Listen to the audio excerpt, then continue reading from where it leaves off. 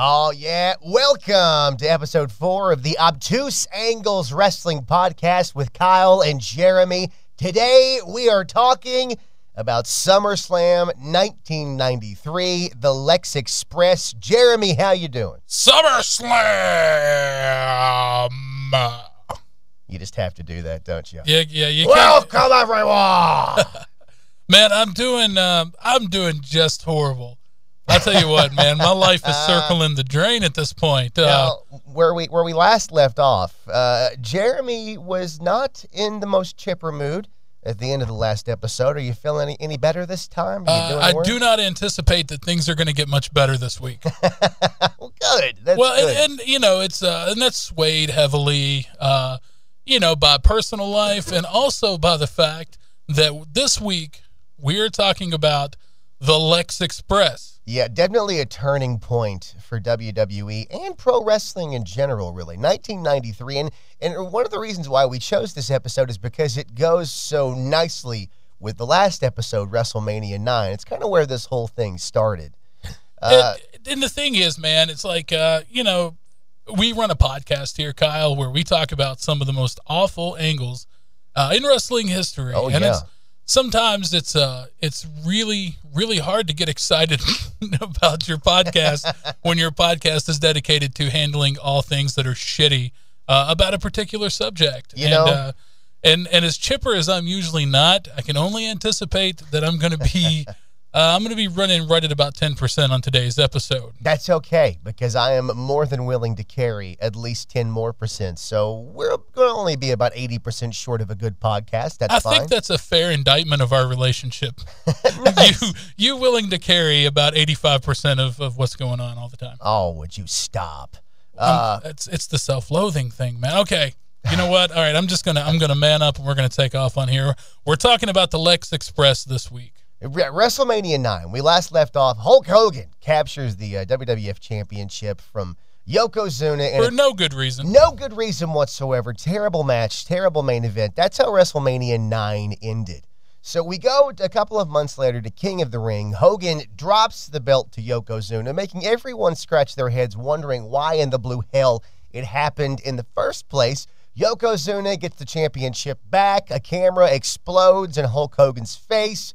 And now we transition from Hulk Hogan into the next great American hero. We're, of course, talking about Flexi Lexi, baby. I thought you were going to say Yokozuna. Yokozuna. The next great American hero, Yokozuna. Well, Yokozuna would become a babyface later in his career, and as we spoke of, the only thing that really changed on Yokozuna was that Mr. Fuji began waving not a Japanese, but an American flag. And my question to you is, what else do you need? Pretty much, like I said last time, nothing is more American than Yokozuna. I mean, when you think about it, a guy who ate himself into a heart attack before the age of 40. At 34 years old. That's American. Was he 34? 34, I think I read on his Wikipedia page. And while I'm surfing, Yokozuna's Wikipedia page is beyond even me. Oh, bro, no. I have looked up. I found myself reading the most obscure wrestlers of all time on Wikipedia. You don't even know until you're about 3 balls deep into Glacier's Wikipedia page. And you have to take, not just Glacier, like I looked up like Cobra.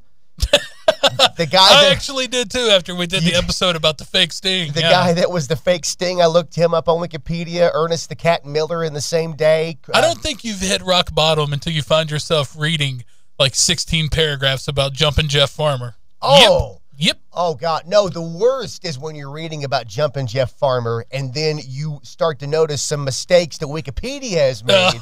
So you start on the crapper yelling at your phone, telling Wikipedia why it's wrong. Oh, shit, man. Do you edit?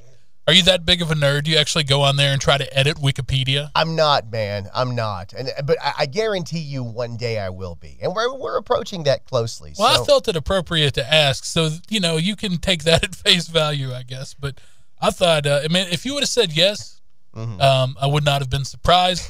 But you said no, and I don't know. Somehow I'm still not surprised either. And so. you would have stood up and walked out the door. That might have been a curtain call on old Jeremy here. In anticipation of this episode, I watched literally every Monday Night Raw starting with this feud and leading all the way up until SummerSlam 93. And let me tell you, there was, for all the shit that I know about wrestling, there was a lot that I forgot, or maybe my brain hid from me. Yeah, I think you can only pack so much into a head. You have a very small head. I do. You can only pack so much in there before you got to start moving shit out the old ear canal to make room for more stuff. One of the things was the intro videos for the amazing tag team Men on a Mission. Have you seen these since they aired way back in the day? Yeah, I recall seeing some of those, kind of like a hip hop based sort of like music vignette or something. Yeah, they were like right before gangster rap hit, so it was kind of like when hip-hop was still like the cool thing that like, you know, white mothers in suburbia were into, and it was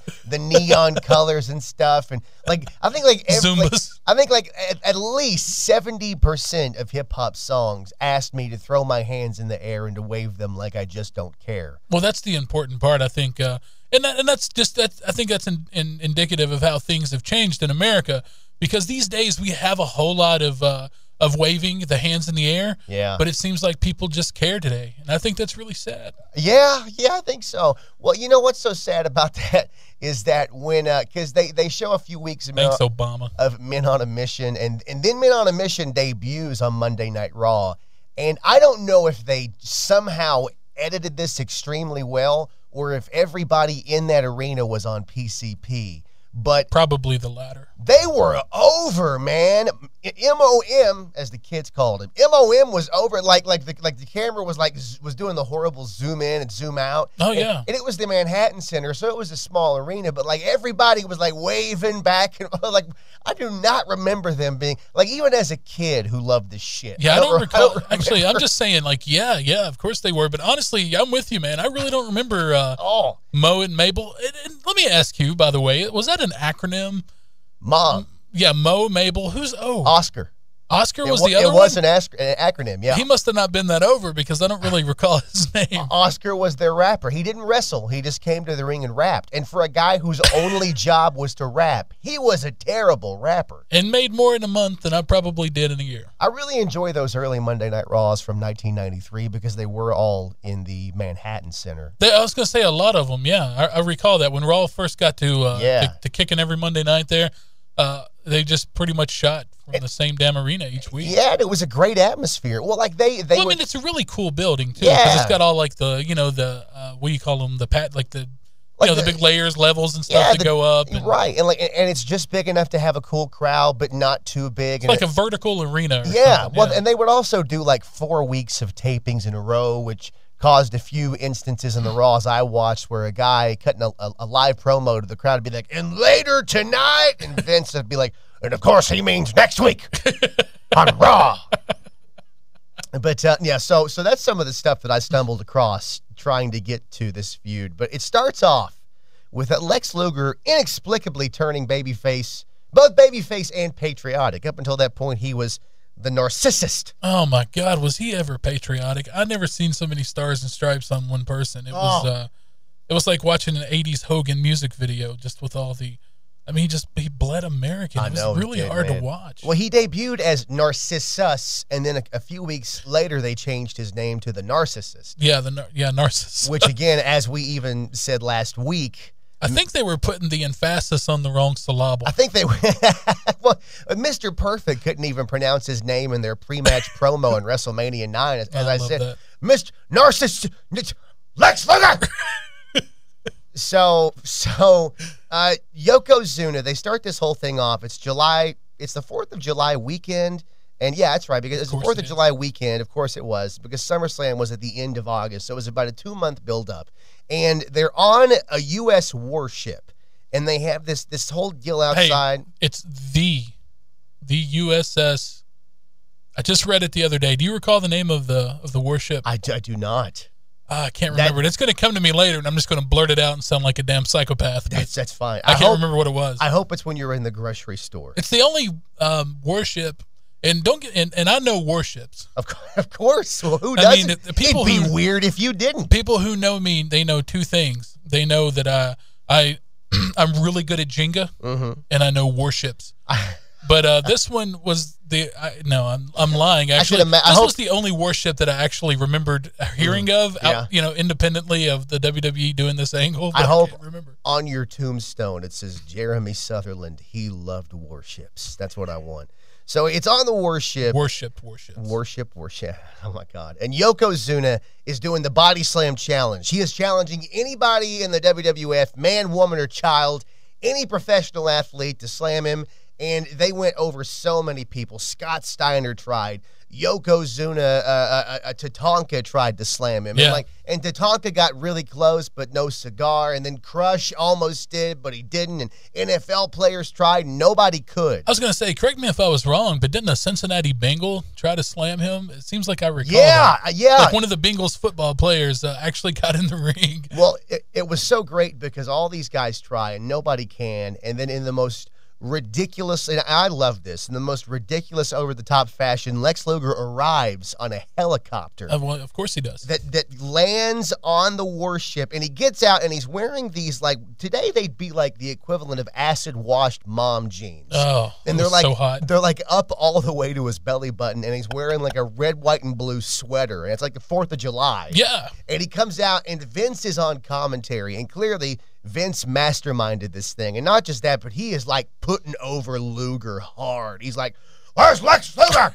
A real American." Oh, he had the biggest heart-on in the world for Lex Luger, man. He loves America. Because weren't they doing like if there was a World Bodybuilding Federation, weren't they doing something like that? That's what it was. And that's what he was trying to push Lex. He was like trying to blur the lines with Lex Luger between the bodybuilding thing and between America, in between, being the face of WWF, I guess F at the time. What happened was Lex Luger was in WCW and he left. He was done with wrestling. And then Vince scooped him up because Vince created the WBF. It was the World Bodybuilding Federation, I believe. And in Vince's mind, much like the XFL, he said, well shit, I'm going to apply my wrestling principles that's made me millions of dollars to bodybuilding because people want to watch bodybuilding, apparently. I want to watch bodybuilding in the sense that, like, if you show me a 10-second clip, right, I might go, okay, it's cool. Yeah, that guy won, maybe. But in Vince's mind, he thought, well, I'm going to make characters, and there's going to be promos, and there's going to be guys in makeup, and there's going to be pyro, and we're going to promote this supplement called IcoPro. Which, by the way, Vince was getting ready to be under fire from the U.S. government and go on trial for steroids. Just before that, yeah, right. Well, I put bodybuilding up there with watching 2 hours of Rosie O'Donnell stand up, and AIDS as some of my favorite things to sit around and do. I got to be honest. It's just one of those things. It was another kind of like the what was the Arena Football League. It was just one of those things where he was like, well, I've got all this money, so let's try to throw money somewhere else and see if it makes us more money. Well, it was XFL. And the thing about the XFL is, I'll say this, it went over like a fart in church. It did not work, but at least on paper, I understood what Vince was doing.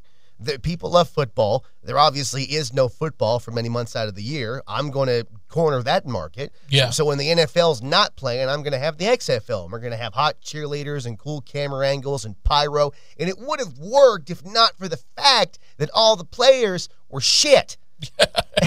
Just like NFL rejects and from like European League football players and guys who just couldn't cut it, elsewhere. We could almost do a whole episode on the XFL. We really could. I really don't want to research it. I don't even like football, but I used to watch the XFL because I was such a big WWF mark back in the day. Wow. It was so bad that they manufactured an angle in the XFL. Of course. Where Jesse the Body Ventura, who was a commentator, started feuding with a coach of one of the teams named Rusty Tillman. How the fuck do I remember that? Now I kind of wish that I'd actually watched more XFL. So I don't remember that at all. He feuded with him. I remember. Wow. And he was like it was like, they would do like the interviews in the sidelines, and Ventura would get pissed, be like, come on, Rusty, you're not a good player, you're not a good coach, you know that. What are you doing, Rusty? Yeah. Come back, never in my town. Monsoon. Yeah. Oh God, Chico Monsoon.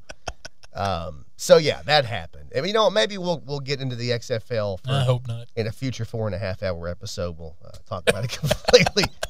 But no, so Vince tried the WBF. That didn't work out. But Luger was under contract because Luger was going to be the host of the WBF. Luger was going to be the face, and it was going to be a way, like you said, to transition wrestling fans into the WBF. It aired like Saturday mornings. Nobody watched it. It gets canceled. So Luger comes over to the WWF. Right. He's a heel, that doesn't really get over all that much. So they make him into a babyface because Hogan had just departed the company. Yeah, that's kind of what Vince wanted with Lex Luger. He wanted he wanted his Hogan. He did, so to speak. He wanted the next Hogan. He wanted the big, muscular, good-looking, patriotic babyface. And as with anything in this world, if you want it enough, sometimes it's not enough. It's not enough just to want it.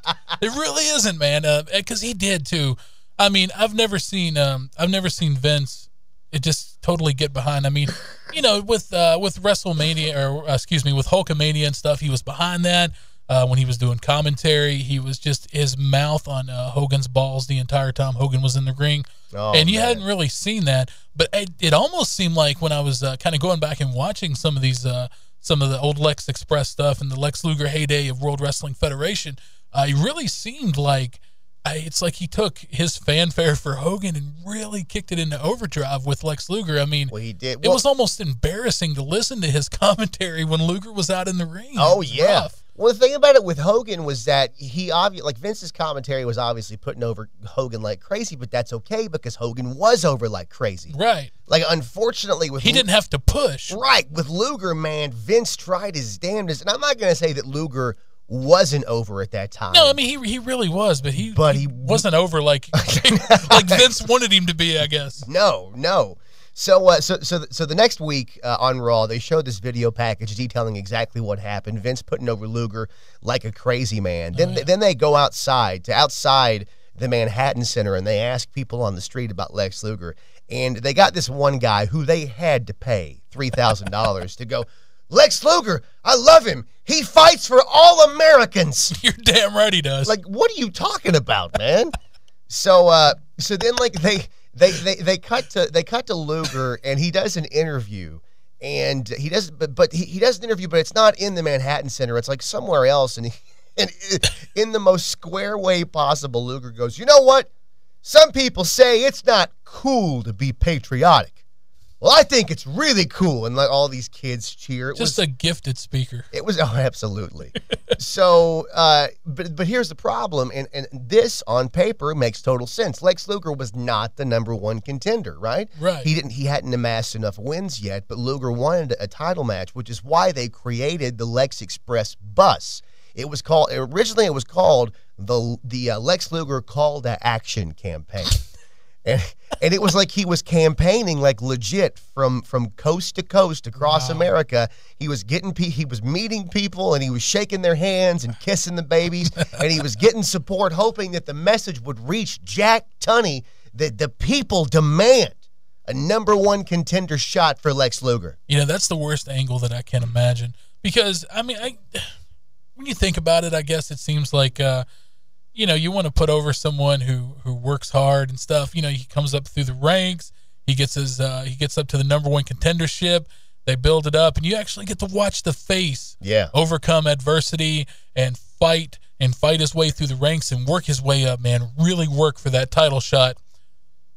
Or you can just get a bus and go around the world and try to, get the attention of a few people and earn a title shot that way. Oh, man. Dude, every week, because for a few weeks there, for a long time, actually, building up to this feud in the 2 months, Luger wasn't even in the arena at any of those points. It just seems silly. It's like, if you're trying to get over a face, don't you want him to overcome the odds and adversity and work his way all the way up to the top to get to get that title shot to build the business? I mean, but you know what though? But looking at that, it makes total sense. But Vince has never worked that way. Think about it. When Hogan got his first title match, he had just arrived in WWF for the second time. Right. He beat the Iron Sheik, and I believe it was after Bob Backlund was taken out, and Hogan was just awarded the title shot, and he gets it, right? Think back a couple of months ago. Roman Reigns didn't really organically rise up the ranks. He wins the Rumble by tossing Big Show and Kane out from behind their back, and he's awarded the title. Yeah, but I guess the angle kind of dictates it, but it's like an angle that's been that's been set in stone. I mean, the winner of the Royal Rumble, it's always been that he goes on 3 months later for the title shot at WrestleMania. And it seems like they just they built the stipulation this time instead of an already like an established, situation. I mean, they did the same thing with Money in the Bank. They put over a worker in this match, and they can come in and basically win the title whenever they want. But that works with a heel, though. I mean, that's why you boo him, because, that son of a bitch didn't earn it. He cashed it in. Yeah, yeah. So Luger, man, they tried so hard. Every single week they showed Luger, like, he was visiting hospitals and talking to sick kids. He was hugging sick kids. At one point, they showed him in D.C. posing in front of the Washington Monument. Wow. He's posing in front of the Lincoln Memorial. I mean, like, and meanwhile, Yokozuna is wrestling people. Yeah. As defending his title every week. What a heel. Oh, fuck him at all for trying. An asshole. Yokozuna, because he feuded with Crush for a little while. I know, like, the week after that Luger slammed him, Crush cuts a promo and Yoko beats him clean. Again, not really a way to put over a guy as a heel. And then on the way to building up to this, who makes his debut in the WWF? Mr. James E. Cornette. Oh, yeah. Oh, yeah. Which made total sense because Mr. Fuji, in all of his glory, is not the greatest man. Well, yeah, I mean, you gotta give your number one heel a good voice, and God bless Mr. Fuji, but he just wasn't cutting it. He really wasn't. I mean, I don't think is it legit? Is his English really not that good? No, I know it really is. I think he really. Which, speaking of Mr. Fuji, one of my favorite wrestling stories ever comes from Mr. Fuji.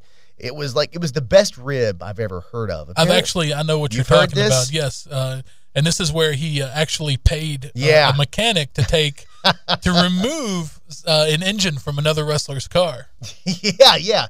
But he did it. He removed the engine from the car just to see the look on the guy's face when he turned the key and nothing was in there, and then he popped the hood and there was no engine. No engine whatsoever. And it's funny because he then had to pay to have the mechanic put the engine back into the car. I think he paid like $1,000 for the whole thing, and this is like back in like early '80s or something. Right. So like, that's impressive. Oh, very nice. So Jim Cornette begins representing Yokozuna, and he made his debut in a great way, man. Like Mr. Bobby Heenan acknowledged him. They acknowledged Smoky Mountain Wrestling. He said he was coming up here. He was bringing, the real wrestlers from Smoky Mountain Wrestling. The heavenly bodies are coming up here. And by the way, I represent Yokozuna. Okay, cool. There you go. Yeah, I'm down. I bought it. I went with it. So Jack Tunney finally grants Lex Luger the match at SummerSlam '93, and it is, however, with the caveat that Lex Luger has to wear the elbow pad, covering up the steel plate. They're still riding that steel plate thing. It's funny. Did you notice that, though? When he was a heel, they really pushed that steel plate every single match. They talked about, the steel plate. How he has an unfair advantage. Right, and he won every single match with the dreaded forearm to the head. And then when he switched over to face and then started doing the Lex Express thing, and then they just they really failed to mention the metal rod that was in his arm that had been helping him win so many matches. They mentioned it a little bit. You know what? I'll say this. I really think that I think that this is a classic Vinceism in a good way, because they didn't just come right out and say, oh, he has a steel plate in his arm.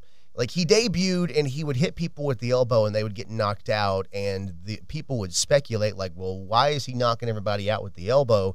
And then eventually they acknowledged the fact that he had the surgically repaired elbow from a motorcycle. So they eventually got around to it. Right, but to me, I love that, because that kind of, from everything I've read and heard about Vince, it's that mindset of, okay, well, let's not just come right out and say it. Let's kind of draw this out a bit. Let's make it a thing. So now it's over. Right. As opposed to just going, oh, he's got a thing. No. It's like, no, now we know what this thing can do. Sure. And so but it made sense as a baby face.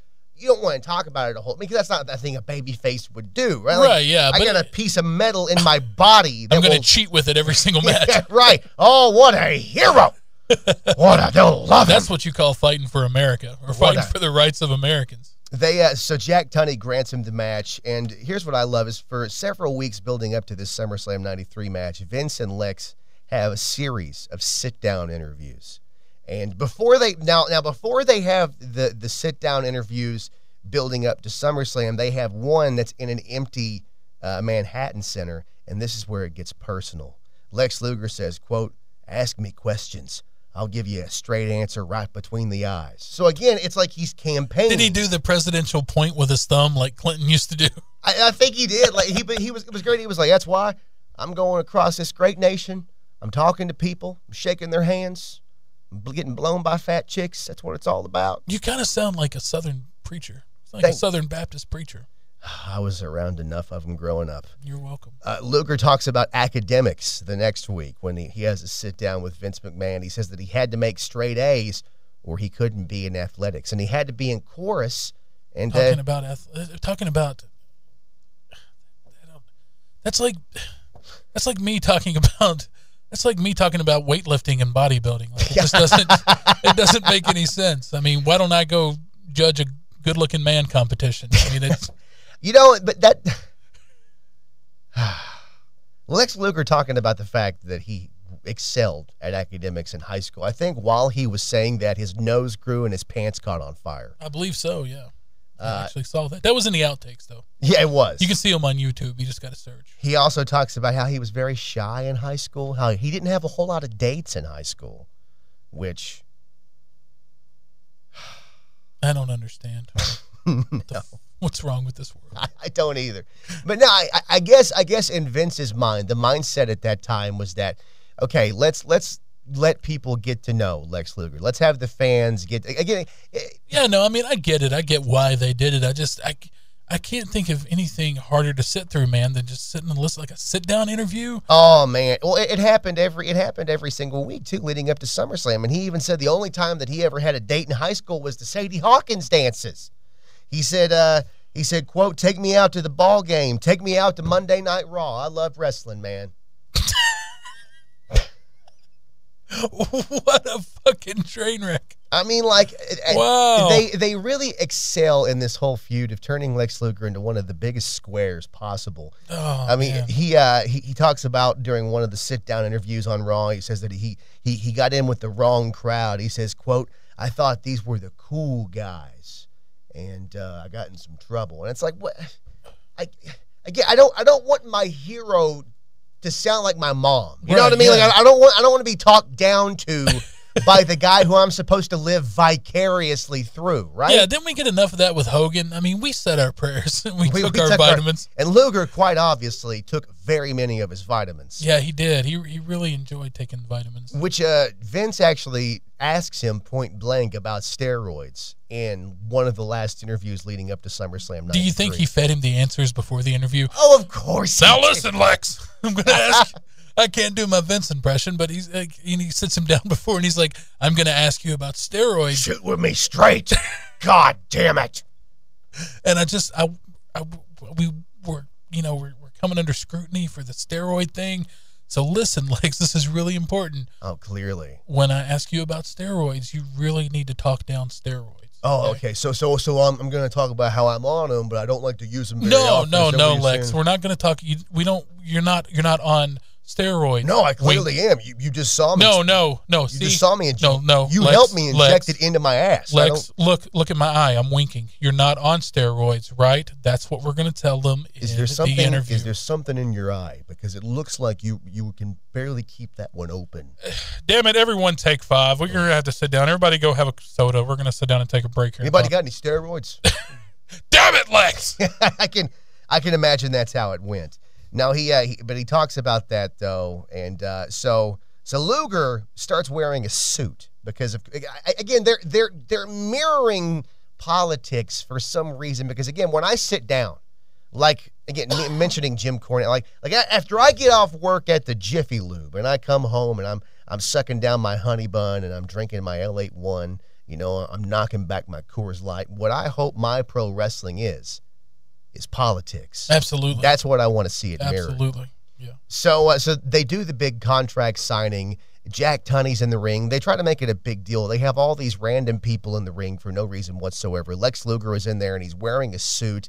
Jim Cornette is representing Yokozuna. But now Lex... And I'm sure that Jim Cornette is wearing a much finer suit. Oh, my God. I love me a good Jim Cornette suit. It looked like a Crayola box puked all over his wardrobe. It was beautiful. It seems like it got worse when he went to WWE. You think he was making more money so he could afford more outlandish suits? I think so, man. I mean, he Jim Cornette gave Jimmy Hart a run for his money for a while. Yeah, oh, God.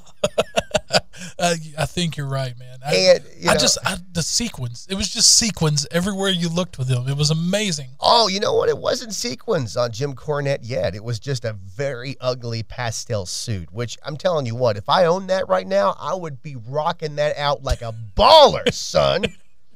So they announce in the contract, though, Jim Cornette adds this stipulation that, yes, Luger, you get your match, but two things. One, you have to wear a pad over the elbow so you don't knock Yokozuna out, which, again, sounds pretty reasonable. Not really that much of a heel move. And number two, this is your only shot at the WWF World Championship. If you lose, if you blow it, if you choke, you are done, son. And he blew it. Yeah, I mean, what a murky ending, too. Because, I mean, with the stipulation...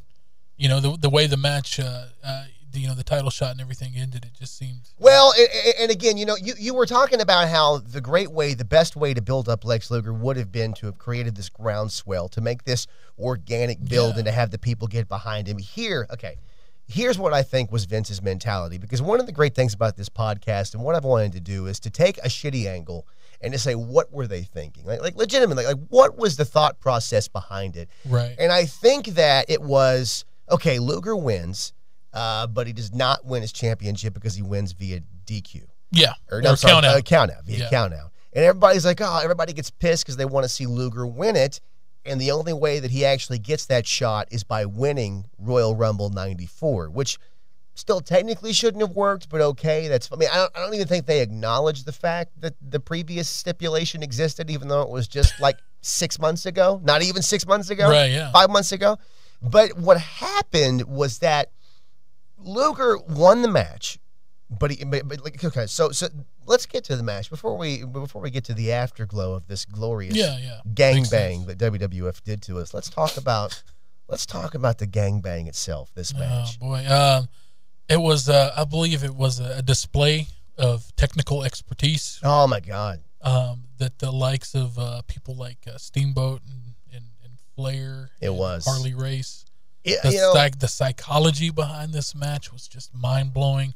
It was brilliant, man. It was absolutely brilliant. People always ask me what the greatest match of all time is, and I say, well, it's a tie. We're obviously Flair Steamboat Wrestle War '89 or Luger Yoko SummerSlam '93.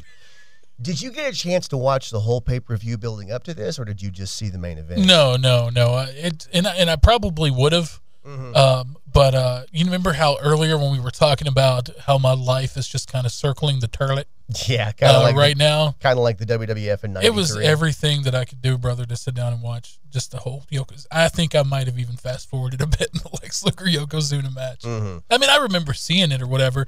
A lot of the stuff, that we do here on the show, I really do. I remember most of it. It's just I got to kind of sit back and go through on the old network there. I was the same way. I didn't get to watch the whole pay-per-view leading up to the main event either, and it looked like a decent show. I'll say this. They sold the fuck out of that arena. Yeah. It was in the Palace of Auburn Hills. And I'll also say this. When Luger came out, everybody makes fun of the Lex Express and, oh, my God, they pushed Lex Luger down our throats.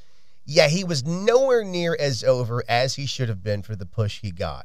That being said, he was very over. Yeah, I mean, as soon as his music hits, man, it's just little American flags you see everywhere. Oh, yeah. It was really over.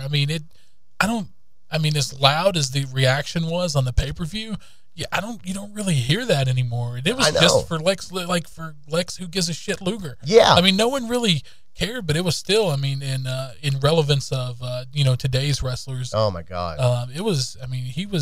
I was surprised to see just how, the crowd reacted when he came out. So it was actually kind of cool. I think because of the internet and society in general, and everything changing, especially with the 90s and everything going counterculture, you really can't push a guy the way that you used to back in the day. I mean, Right, yeah. I mean, like this Lex Luger push was as manufactured as anything can possibly get. Absolutely. I mean, you know, you talk about how Roman Reigns is force-fed down the fans' throats today. That's nothing compared to the way Luger was in '93, and he was over. Like, most of the fans bought it. Here's the thing. I think that if Luger would have won the title in SummerSlam '93, the rest of his career would have gone very differently. I really believe that. I believe so. Yeah, absolutely. I think the moment for him to win that title was right there. I think he should have beaten Yoko. And I'm not going to say that he would have been like one of the top guys in any promotion, but I think that he would have been solidified as a main event player, and he would have drawn at least a little bit on top.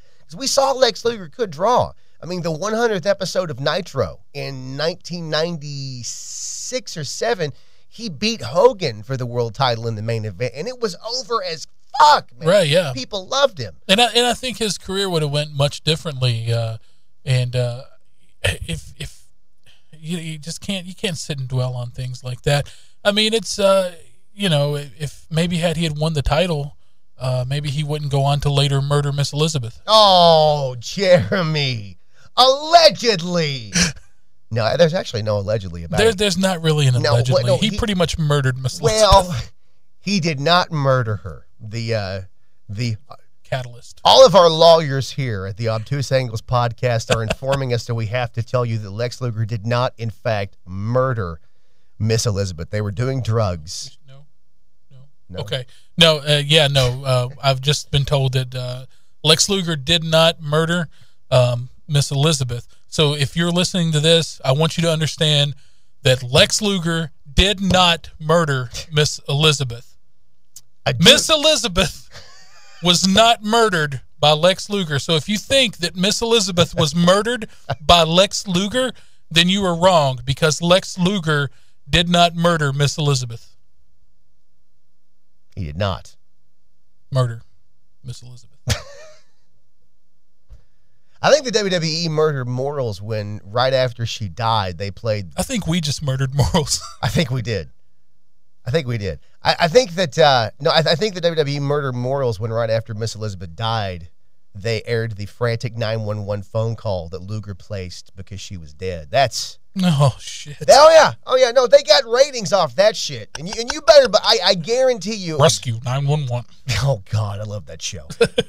I guarantee you that it was Vince's idea too. God damn it. We have to, it's what she would want. The show goes on. Like, if they could have somehow found a way to make more money off the death of Miss Elizabeth, they would have.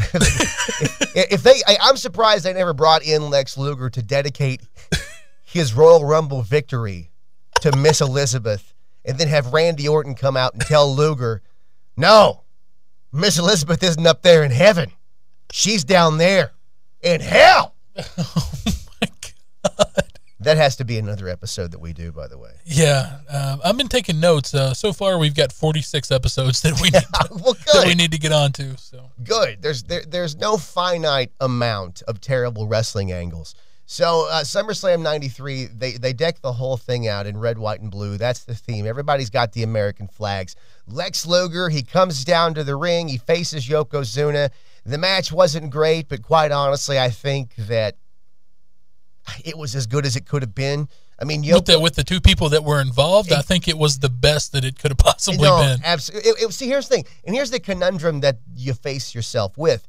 They built up that match so much. Realistically, that match should have been at most 11 minutes, right? Yeah, right. But it goes on, and I don't have the time in front of me for how long it was. I would say it was roughly 20 minutes. I would say it was about 20 minutes, and it felt every fucking bit. Yeah, of 2 days. 2 days. They started on a Friday, and the pay-per-view ended on Sunday night at 10:59 p.m. I will say this. Yokozuna worked harder in that match than I think I've ever seen him work before. Oh, absolutely he did. Yeah. I mean, let's face it, of the two, he was clearly the choice for the person to take that match and kind of carry it on his shoulders. Yeah.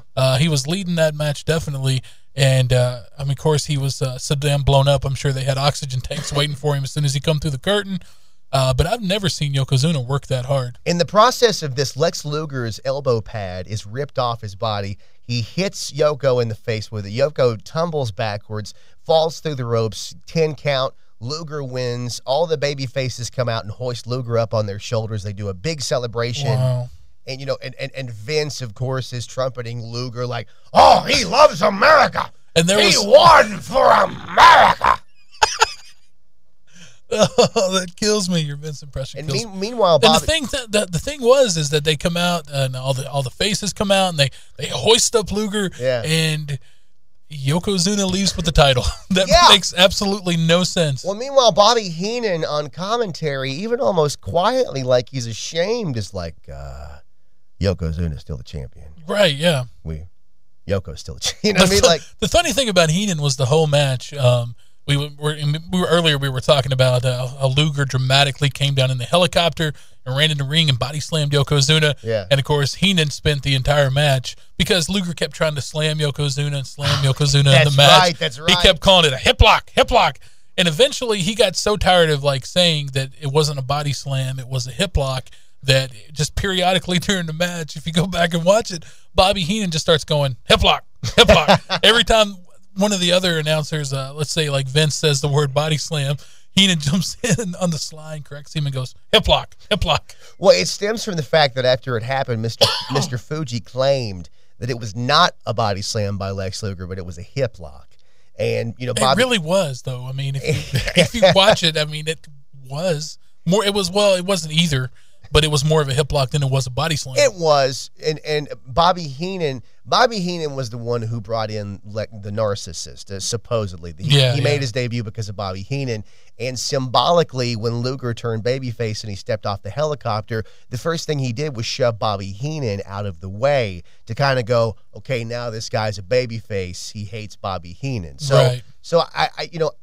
But, again, I don't think that Vince told Bobby to do that. I think Heenan was so good that he went, okay, well, realistically, my character would have beef with Luger. Yeah, so he was considering the psychology of it. I'm going to lay shit on Luger now, which never happens now. It's just Vince yelling in people's ears to, don't say the word belt, don't say wrestler, don't use pronouns.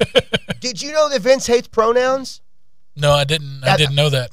But I guess when you're not using pronouns, you got to use each wrestler's name, which in turn, I guess, kind of gets them over and so forth. But. Yeah, well, I believe it was in one of Mick Foley's books, but he talked about how when he was the color commentator for SmackDown, I think that's no secret. That's why Mick left the company originally, was that he just felt disrespected by McMahon, who kept yelling in his ear because McMahon micromanages commentary insanely. Oh, yeah. And he wouldn't let him say pronouns. So instead of saying, Big Show picked up the chair and he hit him with it. It was, Big Show picks up the chair and he hits Boss Man with it. Big Show is angry. Big Show just threw the chair down. And it's and sometimes I understand it, but sometimes it just sounds awkward and bizarre. It does when you try to do it too much, yeah. Yeah, and when you go back and watch Raw, now the next time that you watch Raw, you are not going to be able to listen to commentary without noticing the odd lack of pronouns. Yeah, that's really bizarre. I mean, I get it. I know you said we try to consider and pick apart the minds and the psychology and the thinking behind the powers that be who created these angles and so forth. And on one level, I kind of get it. I mean, it makes sense because, I mean, you got everything basically the entire company rides on the back of the superstars. I don't want to say wrestlers. Oh, no. The superstars that are in the ring performing. So I guess the more that you get their names in there, the better things will be. I mean, it makes sense from a standpoint of, the listener who might be watching and has no idea who Lex Luger or the Big Botch Man. I'm sorry, did I say Botch Man? The Big Boss Man is. Yeah. So, I mean, I guess I understand it, but at the same time, man, it really makes for some awkward commentating, like you said. Oh, no, it absolutely does. So, Luger loses, or I should say he wins. He does not win the world title. He would win Royal Rumble 94, or at least tie with Bret Hart. And Bret Hart was, of course, much more over than Lex Luger. Luger does not win the title at WrestleMania 10 due to crappy officiating by the guest referee, who was Mr. Perfect at the time. And that is how the story of Lex Luger in the WWF, or at least the chase, the Lex Express, ends. And little did he know that he would go on to real stardom. I mean, real life YouTube stardom with a little-known backstage promo that he would cut Where he's 5-7 years later. Yeah. No, God, no. That'd been like about 9 years later. Was it? Oh, so that far then. Well, and I don't even know where I am right now. He tries to rip the shirt off, and he can't do that. One of my favorite things that nobody ever talks about and nobody remembers is that Vince clearly always thought that Luger was a much bigger draw than he was. Because do you remember the night that the WWF purchased WCW and they did the simulcast? Yeah. Remember that? Yeah. And so Vince comes to the ring, and in the most egotastical move of all time, starts essentially asking the WWF audience if certain guys are over or not, and kind of firing him right there at that moment, because he gets in the mic and he goes, okay, maybe I should bring some wrestlers over. What do you say? He's like, Hulk Hogan. And of course, everybody cheers. He's like, what about Sting? And everybody cheers. And he goes, what about Lex Luger? And it was great because clearly in Vince's mind, he thought that Luger was as big as Goldberg, and Sting, and Hogan. And it's so great because the crowd goes, crickets. And they've been cheering all night. They've been cheering just because it was bizarre. You got to remember, it was bizarre hearing these names on Raw. Just hearing their names. It was a once-in-a-lifetime thing, definitely. It was. So when the crowd kind of shits on Luger, if you go back and watch, Vince kind of has this look on his face like, oh, all right. Okay. You know what would have been even better is if he'd have sat there for 3 hours and went through every single paid wrestler on the roster. Sean Stasiak. Scott Norton. Chuck Palumbo. Ice Train. Kid Romeo. Billy Kidman. I don't know why Billy Kidman came to mind. He wasn't really that random. But Norman Smiley. Norman the Lunatic. Ralphus. Ranger Ross. Trucker Norm. Rip. I can't anymore, man. That's it. Barry Horowitz. Sergeant Buddy Lee Parker. That would be, if that happened, Kyle, that would be my favorite, hands down my favorite episode of Raw there's ever been. Okay. I would watch that, and then I would go back and watch it again. I would tape it and watch it over and over. And now that we're done with wrestlers, let's go to the staff. Head of security, Doug Dillinger. No, damn it, I know what I'm doing. We're staying on the air. We're staying on the air. Referee, Billy Silverman. Okay, I'm done. All right, that went on too long, but it was fun. I was getting ready to throw in Nick Patrick. Yeah, Bill, he came over. Pee Wee Anderson. Yeah. Billy Silverman came over too, but he got fired. No. Okay. God, how do I know that? Again, that's just something that's stupid. That's too much. So that is the story of Lex Luger, the Lex Express. I'm going to say this really quickly. I think that one thing that a lot of people fail to mention when it comes to the Lex Express is that Bret Hart had just lost the world title, obviously. He got screwed. And originally, Bret Hart, at least, was told the plan was that he was going to face Hogan at SummerSlam 93 in the main event. So I think a lot of fans felt slighted by the fact that Bret wasn't even acknowledged as a contender to the championship, and instead they were force-fed Luger. And I think that overall, that was one of the biggest reasons why Lex Luger's push did not work out the way Vince thought it would. Yeah, definitely. I don't know, man. What kind of time are we looking at right now? We're looking at 48 minutes, getting ready to wrap it up. We've dedicated 48 minutes to the Lex Express tonight. And we had to cut a lot out. We really did, yeah. I didn't even bring up the fact that I watched the kayfabe commentaries the other day with Lex Luger, and he looked like Gollum. Oh, God, was it a newer film thing? It seemed pretty recent, with at least within the last 4 or 5 years. Lex Luger fell on hard times, man. Apparently, he's doing pretty good. He just released an autobiography a couple of years ago, and apparently, he's religious now and he's clean, and good for him. Whatever. It's boring as shit, but good for him. I'm happy for him. But I guess what happened was he was on an airplane and he moved his head a certain way, and it screwed his spine up, and for a while he was paralyzed. And he slowly began to walk again, but he can't really lift anything now. That's why he's shriveled up. He's skinnier than me now. Yeah, I was going to say, he looked really, really rough. Not just did he's always had kind of a weird face, but man, that body. Let me tell you. Now he doesn't even have the body, and he just looks like some fucking homeless guy you'd see over on I know. Wall Street or something. What's sad is that now Luger has to rely on his charisma. Which, okay, I guess. Okay. Well, that's going to do it for us. Next week, Jeremy, I'm very excited about this episode. We are going to be talking about the Big Boss Man, all of his shenanigans in the year 1999. Ugh. The Kennel from Hell match. Kennel from Hell with Big Botch Man and Al Snow. The Dead Daddy angle with the Big Show. Maybe my favorite angle in the history of wrestling. I'm very excited about this, and we're going to get to all of that next week right here on the Obtuse Angles Wrestling Podcast with Kyle and Jeremy. We're going to go outside. I'm going to smoke a cigarette. We're going to jump on the Lex Express and ride off into the sunset. Hulk Hogan, you can't podcast.